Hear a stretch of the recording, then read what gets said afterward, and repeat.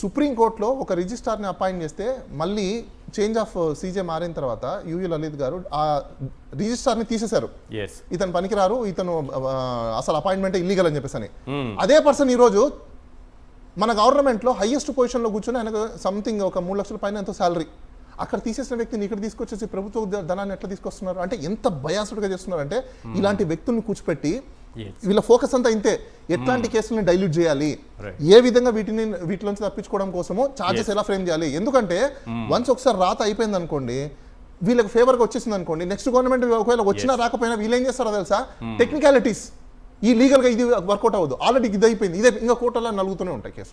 పైనుంచి ఇన్స్ట్రక్షన్స్ ఇవన్నీ వీళ్ళకి ఆ ఇన్స్ట్రక్షన్స్ ప్రకారమే వీళ్ళు ఫాలో అవుతారు. అలాంటప్పుడు చీఫ్ మినిస్టర్, ఇప్పుడు చిన్న ఎగ్జాంపుల్ సార్, ఎవరైనా కానీ ఇప్పుడు అతని మీద ఏదైనా ఒక క్రైమ్ ఉంది అన్నప్పుడు ఎంతసేపు మేనేజ్ చేసుకుంటామని చూస్తారు, కానీ నో నేను నిజాయితీ పరుణ్ణి, డెఫినెట్గా నేను పార్షల్గా జరగాలన్నప్పుడు డెఫినెట్లీ ఇంపార్షల్గా జరగాలి అంటే నువ్వు అదర్ ఏజెన్సీకి ఇవ్వు.